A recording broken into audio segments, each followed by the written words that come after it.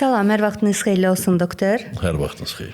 İlk çəkilişimizdə sizlə ruhi bilikdən danışmaq istəyirəm. Ümumiyyətcə, siz psixoterapevtsiz. Bunun ruhi biliklə nə kimi əlaqəsi var? Yəni, demək istəyirsiniz ki, psixoloqlara ruhi bilik ara. Bəli, bəli. Zaten belə sual verirlər ki, psixologiya və Allah anlayışı bir yerə sığmır. Məsələn nədir? Ümumiyyətlə, psixologiya sözünün özündə ruh sözü var. Psixe, ruh deməkdir Yunanca. Biliyin adını qoyanda, bilməm, nəzərə aldılar ya yox, əslində ruh haqqında elm demək istəyiblər. Logos təlimdir, elmdir. Psixe, logos, yəni psixologiya ruh haqqında təlim deməkdir əslində. Amma son 180-200 illik tarixdə qədim Yunan fəlsəfəsində Demokritdən çıxış edib gəlsə də bugünə daha çox qaba materialist düşüncələr hakim olub elmdə. Qaba materializm deyirəm ona və getdikcə elm inkişaf etdikcə bu tilsimlər sınacaq öz yerində, amma bu müddətdə psixologiya çevrilib psixoemosional fəaliyyətimiz haqqında elmə. Yəni beyin funksiyaları təzahüründə olan elmə psixologiya.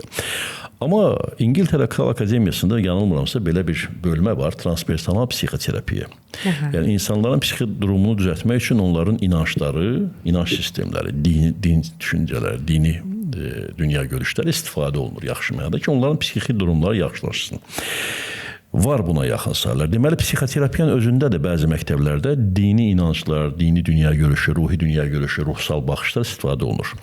Mənim amma ruhi bilik dediyim bəs fərqli mövqedir. Yəni, sizin ruhi bilik din deyil, dindən kənar bir şey. Bəli, bu din deyil. Mən ruhi bilik mənim təqdim etmək istədiyim bir ruhi bilik pozisiyası mövqeyi odur ki, insan özünü tanıyanda rahat olacaq. Bazal qorxular var. Yeri gəlsə onlardan danışaq. O qorxulardan azad olmağın, bazal qorxulardan, əsas qorxulardan azad olmağın yeganə yolu öz varlığını tanımaqdır. Əsl varlığını tanımaqdır. Ki, müasir psixologiya elmi də əslində buna doğru getməkdədir ki, yəni bir əsl mənliyimiz kimdir? Belə. Ruhi bilik əsl mənliyimizə işarə verən bilikdir, göstərən bilikdir. Yəni, ruhi bilik deyəndə Allah nəzərdə tutulur. Ruhi bilik deyəndə Allah təkcə nəzərdə tutulur. Çox üzr istəyirəm. Siz çünki videolarınızın birində başlığı belə idi ki, mən Allaha inanmıram. Bu videoda yəni nə demək istəyirsiniz? Mənim videom deyildi. Bizim tanışlardan birinin video parçası idi ki, mənə doktor, siz demişsiniz ki, Allaha inanmıram. Demişəm, bəli, mən Allahın varlığına inancla yanaşmıram demək istəmişəm. İnanc nədir? Allah deyilən bir varlıq, yəni bizdən üstün, hamımız için alan, hər şeyi proqramlaşdıran bir varlıq varsa, o varlığın varlığına inanc yox, onun haqqında bilik olmalıdır.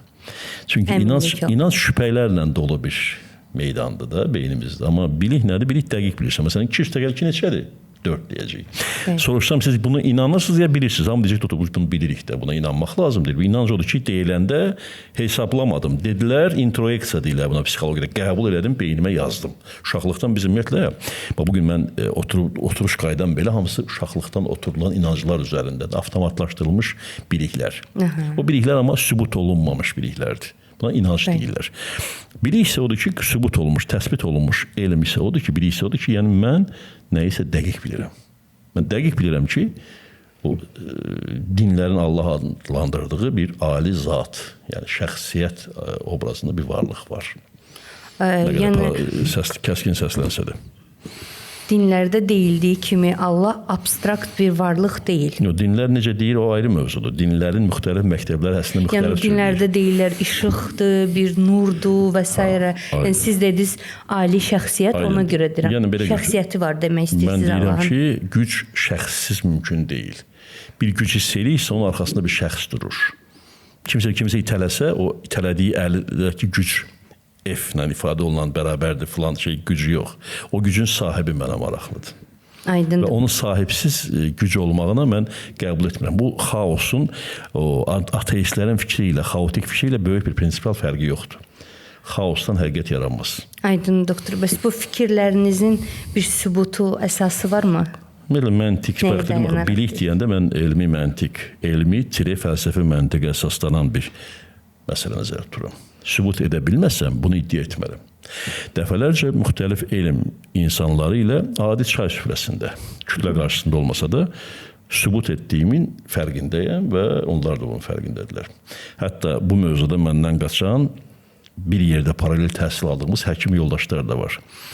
Əli ilə niyə oturub söhbət eləmirik? Çünki 20 dəqiqə, 30 dəqiqə ərzində sübut eləyir ki, Allah var. Dolayısıyla Allahın varlığının olmağı onlara sərf eləmir. Aydındır. O zaman siz Allahın varlığından əminsiniz. Əminəm, amma dindarların baxış bucağından bəs fərqli baxış bucağı olmaq haqqım var və bu fərqli baxış bucağını da həmişə sübut eləmə çatdırmağa hazıram. Allah varsa bəs onda ədalət niyə yoxdur? Bəzi insanlar deyirlər ki, mən niyə belə doğulmuşam, başqası belə doğulub, mən niyə belə ailədə doğulmuşam, başqası daha yaxşı ailədə doğulub və yaxud da hətta elə uşaqlar var ki, seçim haqqları belə yoxdur.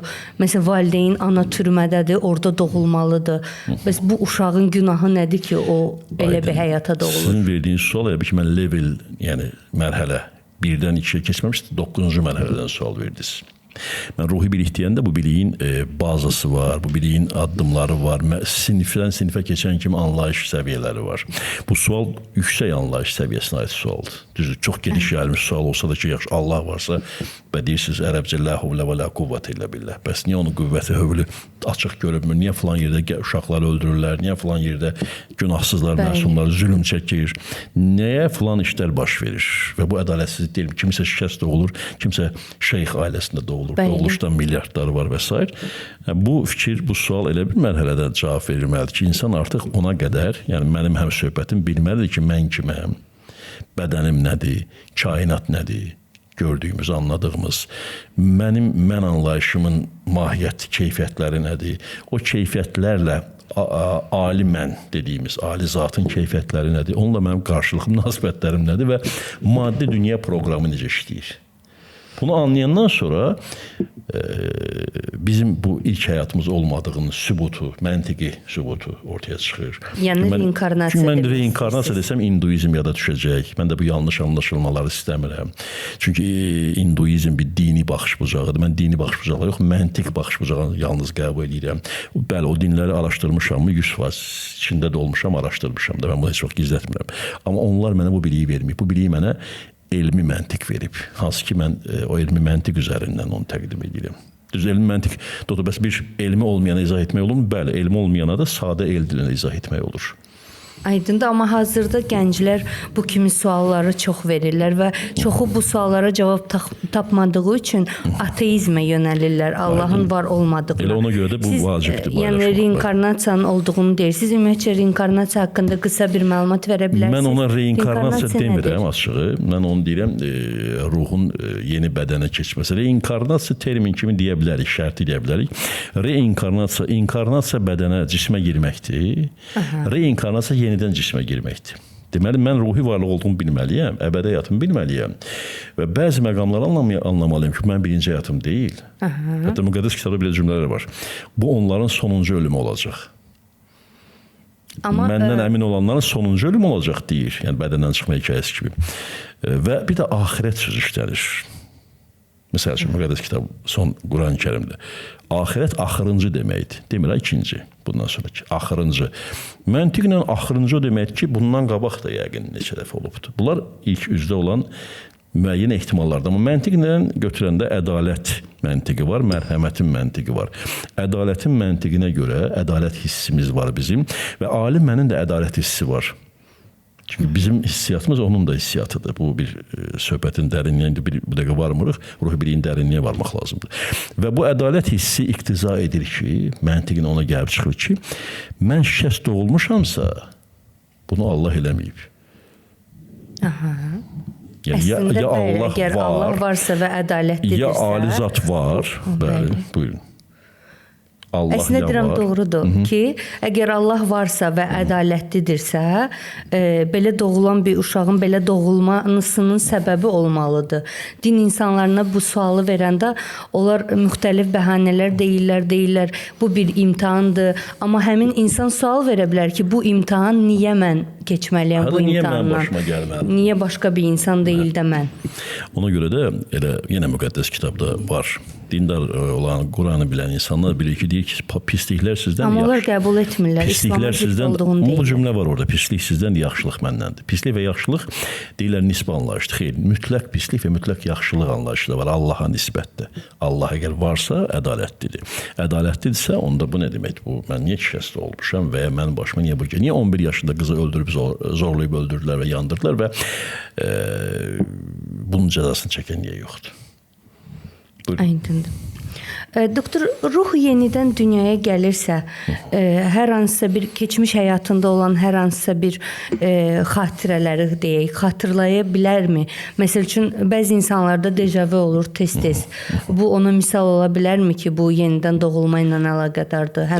Tam əksinə, dejavu bu həyatda öncə görmə kimidir. Yəni mən, məsələn, öncə görmək kimi də, bu dəqiqə filan şey olacaq. Bax, mən sanki burada olmuşam ki, situasiyanın içində insan bunu hiss edir. Və olub deyir ki, mən bu tinit burulacam, indi filan bir dükkanı görəcəm. Bu sanki öncə görməlidir. Bu öncə görmək kimi bir şeydir. Yəni, ruhi varlığımızı biləndə biləcək ki, biz zaman və məkana aid deyilik. Biz öz əsl mənliyimizlə zaman məkan fövqündəyik. Ölçə bildiyimiz heç nəyə aid deyilik biz. Müşahidə edə bildiyimiz heç nəyə biz subyekt olaraq aid deyilik. Bu mənada da öncədən, yəni duyum, zamandan kənar çəkilmə həssaslığı ola bilər. Məsələn, ağır psixi travma zamanı, təşviş zamanı insana nə baş verir? Derealizasiya, depersonalizasiya. Yəni özünü şəxs, bu Ələn Ağayev şəxsim kimi görmürəm və dünyanı da real kimi görməməyə başladım ki, sanki real deyil. Ruh o qədər qorxudan silkələnir ki, ruhi mövqeyə düşür. Həqiqətən bu dünya real deyil, virtualdır. Virtual gerçəkdir. Realdır, amma virtual reallıqdır. Və həqiqətən də mən bu şəxsiyyət deyiləm. Bu mənim obrazımdır, geyindiyim paltardır. Və ciddi təşviş, ciddi həssasiyyət zamanında ruh bunu hiss edir. Eləcə də o həssasiyyətin bir növü sanki bax bu olacaqmış və burada mən olmuşammış kimi öncədən görmüş kimi bu maddi dünyanı görməkdir. Doktor, siz bu biliklərinizdə psixoterapiya seanslarında istifadə edirsinizmi və yaxud da sizə necə kömək olur? Ümumiyyətlə, bu hər kəsin ehtiyacı deyil. Ruhi biliyi əldə etmək hər kəsin ehtiyacıdır əslində, bazal ehtiyacıdır. Amma hər kəs bu tələbə gəlib çatmayıb ki, mən bunu bilməliyəm. Bütün pasiyentlər üçün keçərli deyil mövzu təbii ki. Və hətta o dərəcədə bu hamı üçün keçərli deyil ki, ilk mərhələdə. Ki biz bunu pasiyentlərdən çox ayrıca təlim kimi veririk. Ayda bir dəfə, 2 ayda bir, 9-10 nəfər yığmaqla kiçik qrup şəklində bu qrup terapisi və təlim şəklində çatdırıram. Çünki hər kəs üçün deyil. İnsanı təşvişdən çıxartmağın bu birbaşa yolu deyil. Təşvişdən çıxartmaq üçün psixotexnikaları var, müasir psixoterapiya üsulları var. Amma sonraki mərhələdə bu təşvişin lap dərin kökünü tapmaq üçün o mənim yox olmaq qorxumdur. Mən özüm maddi bədən hesab edirəm, bu dünyanı gerçək görürəm. Təbii bu gerçək dünya dağılacaq, mən də bunu bilirəm və təşvişə düşürəm. Sadə beyin mexanizmləridir. Doktor, o zaman deyə bilərik ki, bu ruhi bilik dindən çıxmış gənclər üçün bir yoldur. Baxın, dindən çıxmış, dindən qaçmış gənclər maraqlı mövzusunda. Bəli, insan axtarır, gəlir dinin içinə girir, dində başlayırlar məsələn. Bəzi suallara cavab tapa bilmir. Dində cərəyanlara düşməyə məcbur olur və o cərəyandan bu cərəyan mübarizəsini görür, ruhdan düşür. Dindar insanların, mən dəfələrcə eşitmişəm insanlardan düzdür, acı bir həqiqətdə, amma deyirlər, filan kəs dindar idi, məni aldatdı, biznesə girdim ondan ki, bu dindardır, məni atdı, getdi.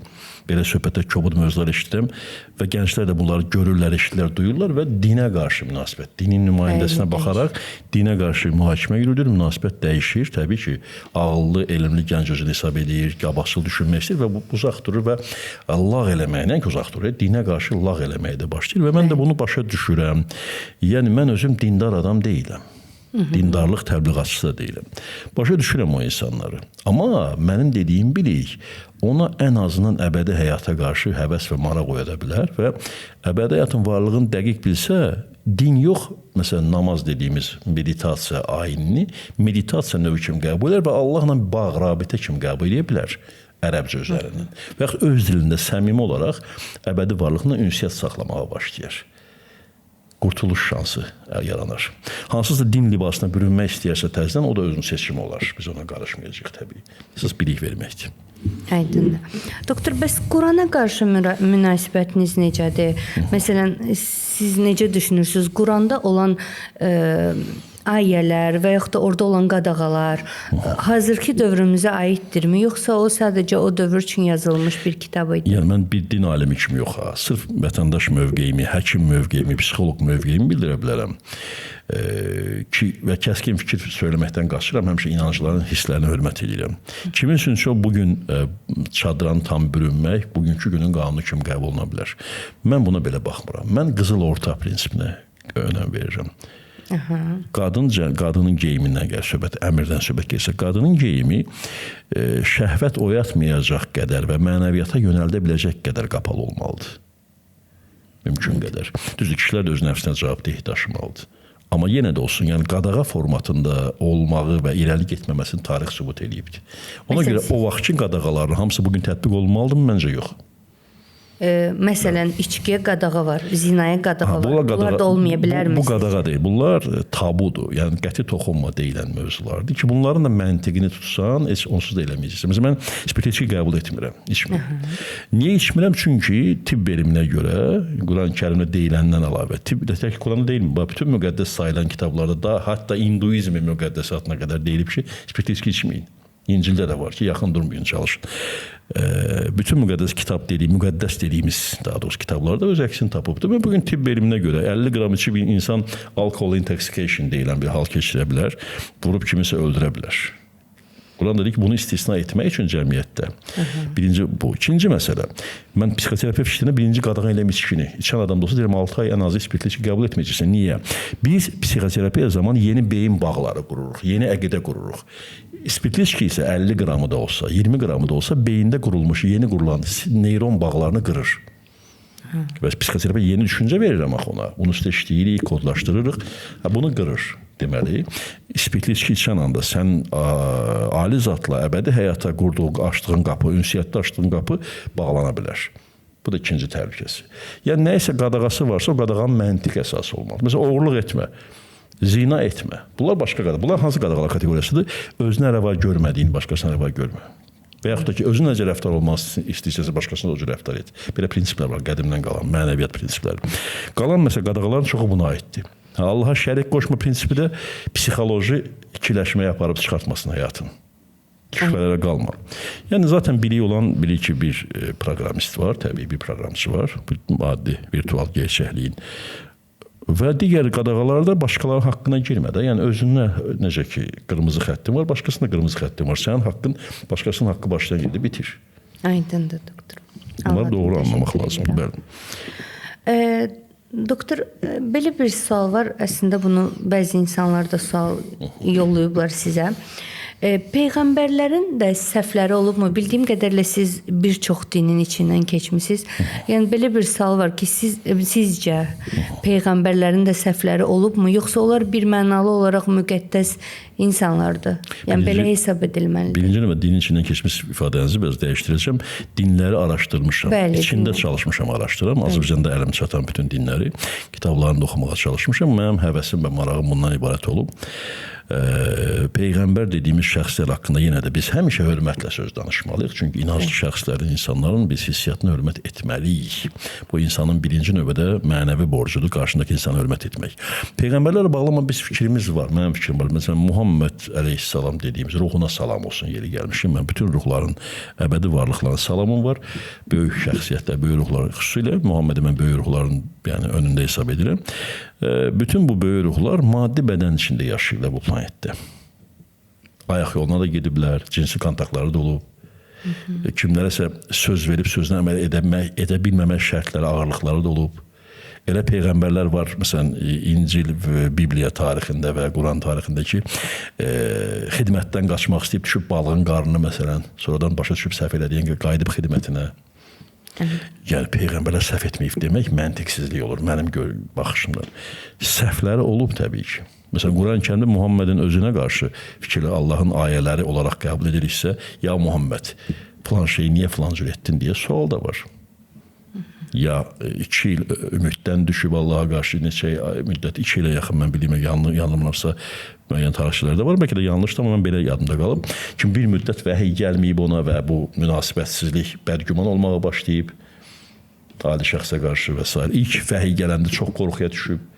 Yəni, bu şeylər var, yəni bu insan vücudunda, insan bədənində, insanların yaşadığı emosiya yaşayıbsa, səhv varmı, günah varmı? Məncə günahları yoxdur. Məsumluq günahın olmamalıdır. Bunlar ayıraq. Səhvləri varmı? Hə, səhvləri yəqin ki var. Günah biz hansıdır? Bayaq bu qadağalar dediniz ha. Mən düşünmürəm ki, peyğəmbərlər bu qadağaları aşıblar. Ona görə məsum sayılır. Məsum, müqəddəs yox, məsum. Yəni günahsız. Aydındır. O günahsızlıq, səhvsizlik demək deyil.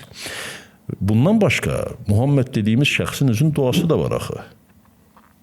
Deyir, ey Allahım, etdiyim və bu indiyə qədər etdiyim və edə biləcəyim, bildiyim və bilmədiyim səhvlərim və günahlarımı bağışla.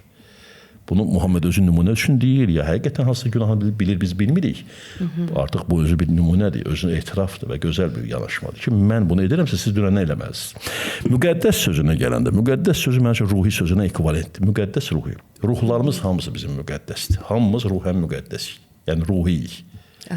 Amma əməllərimizə görə də, yəni pis ruh yoxdur demək istəyirsiniz. Materialca pis olan ruhu yoxdur. Amma niyyətləri istiqamət düzgün olmayan ruhi varlıqlarımız var bizim. Yəni maddi dünyaya düşməyimiz hamımızda aiddir bu. Məsələn, oturmuşuq ruhi dünyada, ali şəxsin huzurunda. Nə gəzirik burada? Biz hamımız Allahlıq iddiasına düşmüşük. Allaha qarşı münasibətdə onun yanında Allah olmaq mümkün deyil deyə maddi dünyalarda mən də varam demək istəmişik. Təslimiyyəti olmayan buralara düşər. Təslimiyyətlə də ora qayıda bilərik. Təslimiyyət üçün də mən dedim, yenə ruhi bilik lazımdır. Bu dini mövzu deyil yəni. Din haqqında, dinin quruluşu haqqında, şəriət haqqında danışmayan fikir verirsiniz. Bu mənim sahəm deyil. Mənim sahəm düşünməkdir. Və bunlar niyə lazım bir psixoloq və psixoterapevtə ki, insanın bazal, bir daha xatırladıram bunu, qorxusunu təmizləmək üçün. Var olmaq, həzzini yaşamağın dadını daha yaxşı çıxarmaq üçün, yox olmaq qorxusundan azad olmaq üçün. Amma bizə də Allahı qorxu ilə öyrədiblər. Allahdan qorx, bu hərəkət eləmə, Allahdan qorx, digər hərəkət eləmə, Allahdan qorx. Bilmirəm, bəlkə fərqli kitablardır. Məsələn, mən müqəddəs kitab hesab etdiyimiz. Yox, mən kitab haqqında, yəni mən Quranı oxumamışam, amma yəni bütün hər kəsə, məncə hər kəsin ailəsində uşaqlara belə uşaqlıqdan öyrədilir ki, Allahdan qorxmaq. Nəsə pis bir işi görməmək üçün Allahdan qorxmaq lazım. Yəni məsəl qorxu üzərində qurulub. Aydındır. Mənim anladığım bu, bilirsiniz nədir? Ona qalsa pedofiliyanı hədislərlə əsaslandıranlar da var. Mənim anlamında, bilirsiniz, dini mövzu elə mövzudur ki, o dinə şəxsiyyətlərin dünya görüşləri qatışıb. Məsələn, oğlunu döyməkdən başqa tərbiyə üsulu bilməyən ata təbii deyir ki, Allahdan qorx. Məndən qorxduğun kimi. Amma yenə də bayaq Muhammed adı, peyğəmbər adı çəkdik. Muhammed haqqında mənim oxuduğum və sevinərək oxuduğum, xoşuma gələrək oxuduğum hekayə nəvələrinə və övladlarına qarşı sevgi göstərməsi, nəvaziş göstərməsi, hətta heyvanlara qarşı nəvazişli olmasıdır. Yəni bu qorxu mu öyrədib? Hüseynə, Həsənə qorxu mu öyrədib? Ruhlarına salam olsun, böyük ruhlarımızın. Onlara qorxu öyrətməyib ki. Onlara sevgi və sığal verib, nəvaziş verib. Evdəki heyvanlara, həyətdəki heyvanlara, canlılara nəvaziş və sevgi göstərib. Ağaçlara belə. Belə hekayələr var. Ağaca belə söykənərkən ehmallıca davranmağa çalışıb. Bu şəxsin nümunəsindən yaşayırlarsa, onda hansı Allahdan qorxaq? Biz Allahın nümayəndəsi sevgi ilə davranırıq. Deməli, qorxu yoxdur. Var orada. Məsələn, ərəbcə desək, deyirik, ey möminlər, qorxmayın. Axtarın, tapın ərəbcə cümlələri. Lə təxafu, qorxmayın. Sizə qorxu yoxdur, sizə qorxu yoxdur deyir. Sizə qorxu yoxdur. Dəfələrcə deyir ki, sizə qorxu yoxdur. Sən ki, bilirsən ki, mən varam, sənə qorxu yoxdur. Sonra deyir ki, lə təhzən. Hüzünlənmə, innallahu mə'nə. Dəfələrcə bu ən xoşladığım ayələrdəndir. Hüzünlənmə, yəni yəəsə düşmə. İnsanın xəstəliyi nədən olur? Psixi problemlər. Yəni bir var ağır psixi problemlər, karma dediyimiz məsələdir. Amma bir də var nevrotik psixi pozuntular. Nədən olur? Qorxudan və məyusluqdan. İkisi də yox olmaq qorxusundadır. Deyir, lə təxafu, lə təhsən. Qorxma, hüzünlənmə. Niyə? Çünki mən varam deyir, yanındayam deyir. Kim qorx? Kimə deyir qorxun? Sizin başınız oynasırsam. O da yenə necədir məsələ? Yəni şəxsiyyətin iradəsi görür burada ki, siz özünüzə əzab verməməyə, yəni insan ki, artıq bütün qırmızı sərhədləri keçir. Bir nəfs ki, bir ruh ki. Bu qırmızı xəttləri keçərək ömrü boyu zina ilə yaşayır. Başqalarının xanımlarına pis gözlə baxaraq və o əməl edərək yaşayır. Və bunda israr eləyir. Onun cəza etmək, almaq haqqı da ədalət prinsipi də var. Ədalətin zirvəsi artıq mərhəmətdir. Mərhəmətin zirvəsi ədalətdir. Bunlar kişi və qadını inyan kimi bir-birinə keçən anlayışlardır. Ona görə onları qorxutmaqda məncə fayda var. Məsələn, bugün müsahibələrində qadınları niyə öldürürlər? Dedim, ölüm hökmü olsa qadınları öldürməzlər. Düzdür, mən bu işə qarışmıram. Bu hüquqşünasların, dövlətin işidir. Amma ölmək qorxusu olan adamın öldürmə ehtimalı azalır. Hə, Bu maraqlı məsələdir. Ədalət mərhəmətin zirvəsidir. Mərhəmət də ədalətin zirvəsidir. çox doğru vurğuladınız. Son olaraq doktor belə bir sual vermək istəyirəm. Allahdan nəsə istəyəndə Allah verirmi? Məsələn, mənim qədərimdə hər hansı bir şey yoxdur. Amma mən onu Allahdan istəyirəm. Allah bunu mənə verəcəkmi? Yəni mənim qədərimə müdaxilə edəcəkmi? Əgər mən proqramistlə dostamsa, o proqramistin, o proqramçının proqramlaşdırdığı oyunu oynayıramsa, bu dostluq mənə üstünlük verir oyunda. Dost deyəndə nəyi nəzərdə tutursunuz? Yaxınamsa, tanıyıramsa və oyunda onu yəni təmsil etmək niyyətindəyəm və onun davamlı ünsiyyətdəyəmsə, mənim buraxdığım səhvləri delete deyirlər, silə bilir. Və yenidən istədiklərim də hətta əvvəldən yazılıbsa qaranlıq onu işığa çevirə bilir. Yəni demək Çünki Allahın muti deyir ərəbcə, əta edən bir sifəti var, bir keyfiyyəti var. Mən Qurana əsaslanan misallar niyə gətirirəm? İzləyicilərimizin çox azərbaycanca izləyəcək və onların bir çox özünü müsəlman hesab edir. Hesab edir, görsün necə deyirəm, hesab edir. Ona görə onlara Qurandan, ərəbcədən bəzi şeylər misal gətirməkdə fayda gördüm. Amma mən biliyimdə Qurana əsaslanmıram. Quranı biliyimə əsaslanaraq anlayıram. Yəni siz demək istəyirsiniz ki, Allahla ünsiyyətdə olmaqla biz öz qədərimizi dəyişə bilərik. Deyirəm ki, mən Allah yox, ali şəxs, ali zat və ali mən deyərək adlandırıram. Və ali mənlə yaxın ünsiyyətləri qurmaq imkanımız nəinki bu oyunda, hətta onunla ünsiyyətdə belə bizə uğurlar, yeni uğurlar, böyük uğurlar gətirəcək. Aydındır. Təşəkkür edirəm doktor. Çox sağ olun.